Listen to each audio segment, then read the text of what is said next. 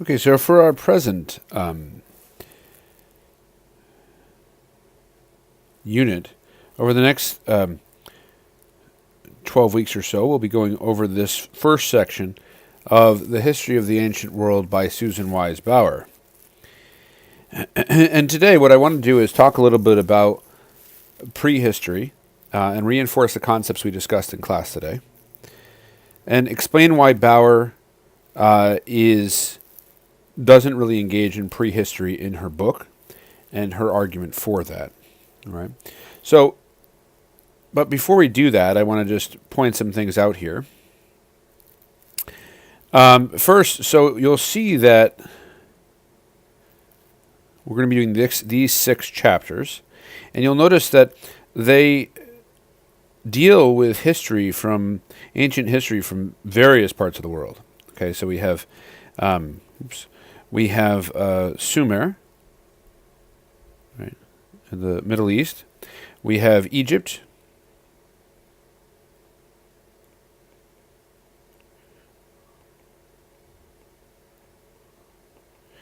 India, and China. And that might seem like it's kind of our attention will be scattered, but in future lessons I'm going to be discussing why that is and why that makes sense. All right. So again, what I'd like to talk about today is some of the things that she discusses in the preface. The preface is not required, but it is useful. So particularly, we want to discuss. Pardon me, I have to include another. Here we are. Add page below. I don't want ruled paper. I want plain paper. All right. So there's a tendency in ancient history textbooks to begin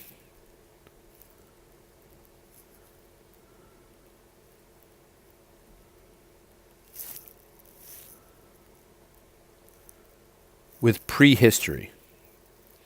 And I should mention, by the way, when we do these videos, you should have your notebook out, and you should be working on taking notes on what I'm saying.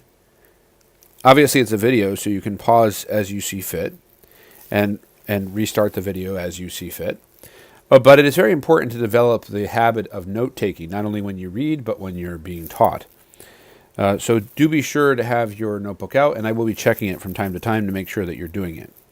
All right, so again, there's a tendency in ancient history textbooks to begin with prehistory, and that gives us the question, well, what is prehistory?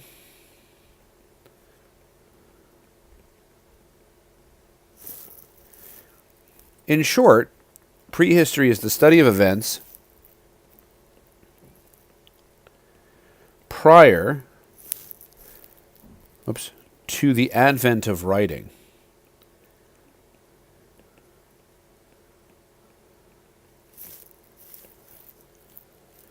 Okay, and here, Bauer gives a very good reason why we should be concerned with, the historian, I should say, should be concerned with writing in particular.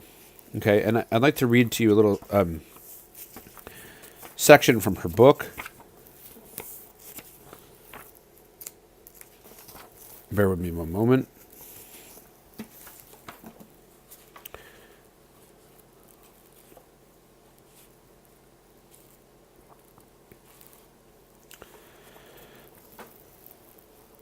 So this is on page 24, if you want to follow along in your book. It's Roman numeral 24. So that's the page. And it starts, "But for the historian who hopes not just to explain what people do, but in some measure why and how they do it, prehistory, the time before people began to write and to tell stories about their kings, their heroes, and themselves, remains opaque. Whatever the archaeologist concludes about that group called Neolithic man, I know nothing about the days and nights of a Neolithic potter constructing his ring-rimmed pots in a village in the south of France." End quote. So, the gist of all this is that the historian is looking to the why and the how. How do we do what we did? How do human beings do what they've done throughout history? And why have they done it? Another way to think about it is just the cause. Right? The cause. And for that, you need documents. You need writing. And so, prehistory as such, given that writing isn't present, will fall outside the purview of history as such. And that, in a nutshell, is really what Bauer is arguing there. All right? So, now what does need to be pointed out is that this isn't to say that archaeology or anthropology are not legitimate useful fields of study. They are. They're just not history, right? And so, insofar as our concern here is history, Bauer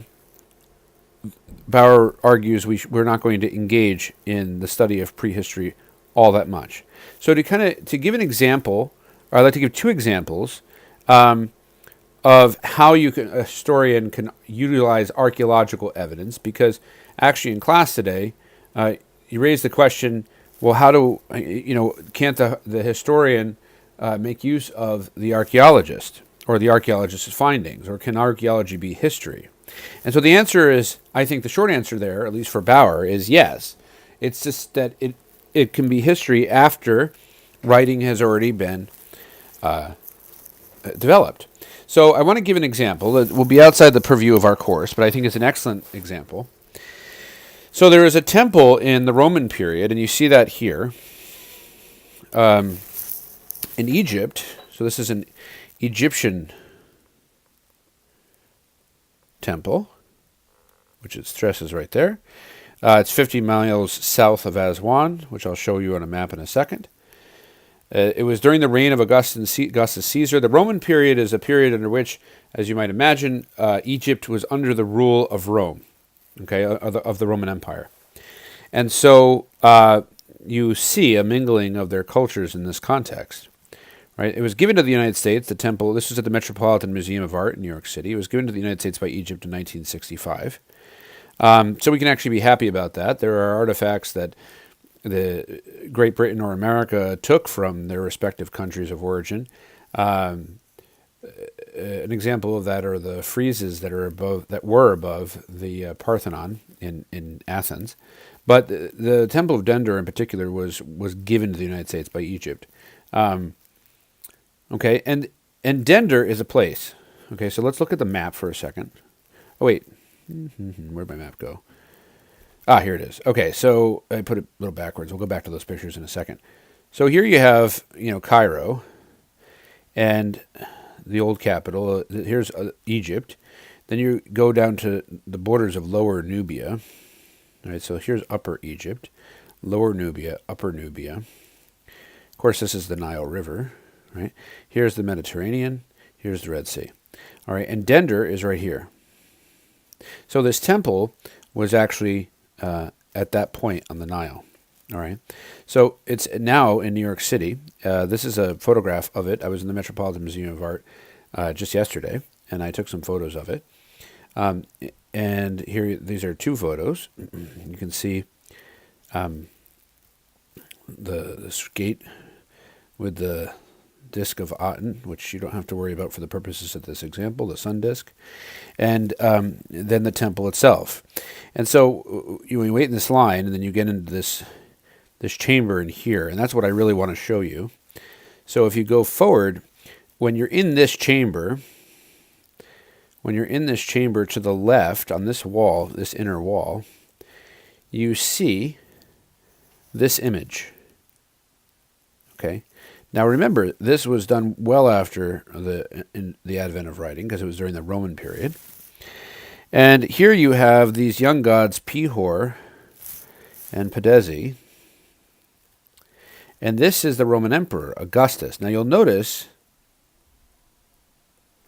that Augustus is dressed like a pharaoh. And he's offering incense, which is what you see here, to these gods. Okay, so now the reason this is significant is this is indeed an archaeological find. However, the historian can make good use of this, because there's all this writing. Now this is hieroglyphics, which is a form of the Egyptian way of writing. And we could talk more about that later, about different forms of Egyptian ways of writing. But this is indeed writing. And so this doesn't apply to prehistory, and yet it's archaeology. And so here we can understand a lot about the how and the why, as we mentioned earlier, from looking at this example, this archaeological example. Now, I want to contrast that. Now, remember, you're supposed to be taking notes, so feel free to pause whenever you want to make sure you're catching up, and you can go back and so forth. I want to contrast that with an example from China. Now, remember, our unit goes through different parts of the world, and it does talk about China. And we have this artifact. This is also in the Met. Now, what you need to notice here is that this is a stemmed cup from the Neolithic period. I shouldn't have crossed that out, actually. I'll just write it over here. And neo means new. The word in Greek lithos is stone. So when they're talking about the Neolithic, they're talking about the New Stone Age. All right. So you'll notice there's not much in the way of writing here. Now, there was in fact writing, but just to give you an example, if you just find this piece of this artifact, right? This is from, as it says, the Longshan culture, which, where's my map? That's here. So it was found here. We know that, well, this is fired in a kiln, with reduced oxygen, and then burnished to a high gloss. You can kind of see the gloss, the shininess there, and other parts of it. And of course, this would be used by the potter. But we don't know a lot about the how and the why because we don't have any writing. And again, so that's the focus. It's not that the historian can't make use of archaeology. But first and foremost, when archaeology is applied to prehistory, we have a problem because there's no writing and we can't know the how and the why. All right. So this is something that you want to keep in mind as a backdrop as you study these chapters, and we'll return to that again.